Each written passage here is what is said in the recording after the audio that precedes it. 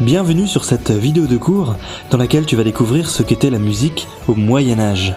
Le Moyen-Âge, c'est le nom que l'on donne à une longue période assez ancienne, la période des châteaux forts, la période des chevaliers, la période des guerres et des conflits entre seigneurs, la période des grandes épidémies également, mais aussi la période des troubadours, ces chanteurs musiciens qui allaient de château en château pour égayer les seigneurs. Le Moyen-Âge, c'est une époque qui a commencé il y a 1500 ans environ, en l'an 500, et qui s'est terminée 1000 ans plus tard, 10 siècles plus tard, en 1500. Souvent, on donne des dates un peu plus précises. 476 pour le début, le chute de l'Empire romain, et 1492, la découverte de l'Amérique par Christophe Colomb pour la fin. Mais tu peux retenir pour l'instant, pour mémoriser, les dates 500 et 1500. Alors c'est une période très très longue, puisque tu te rends compte qu'elle a duré 1000 ans, 10 siècles. Dans cette vidéo de cours, on va surtout s'intéresser à la musique qui était jouée au Moyen-Âge. Pour cela, on va prendre l'exemple d'un village médiéval, un village du Moyen-Âge, comme celui-ci. Dans un village au Moyen-Âge, on pouvait entendre 3 grands genres de musique dans 3 endroits différents. Le premier endroit, c'était l'abbaye ou l'église. Le deuxième endroit, c'était un lieu important, le château. Et enfin, on ira dans un troisième endroit, une ferme ou une petite habitation du village. Dans le premier endroit, l'abbaye ou l'église, on pouvait y rencontrer des moines.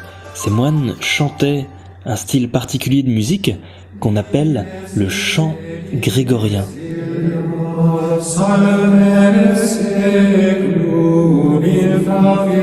Les chants grégoriens, c'était des chants sacrés, religieux et en latin.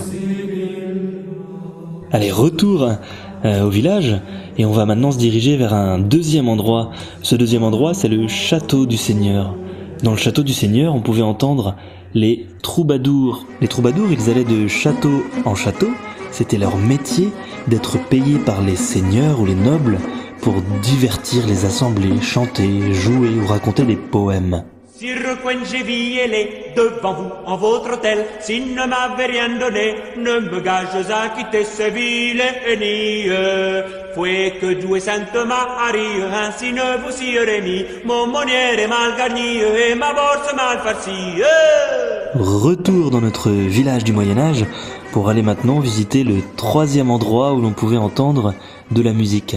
La plupart des habitants des villages, comme nos deux personnages, ils étaient paysans, ils cultivaient un petit bout de terre. Et les villageois et les paysans au Moyen-Âge avaient des chansons, des musiques, qui étaient des chants traditionnels, c'est-à-dire transmis de génération en génération, sans qu'on sache trop qui en était le compositeur, des chants qui souvent servaient à la danse.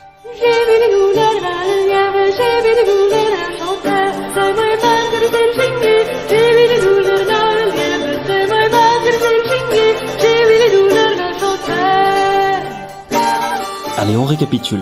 Le Moyen-Âge, C'est une époque qui a duré 1000 ans, qui a commencé en 500 et s'est terminée en 1500. Les 3 principaux endroits où l'on pouvait entendre de la musique au Moyen-Âge, c'était l'église ou l'abbaye, avec des moines qui chantaient des chants grégoriens en latin, le château du Seigneur, avec les troubadours qui jouaient pour les nobles, et enfin les maisons villageoises et paysannes, où l'on pouvait entendre des chants traditionnels.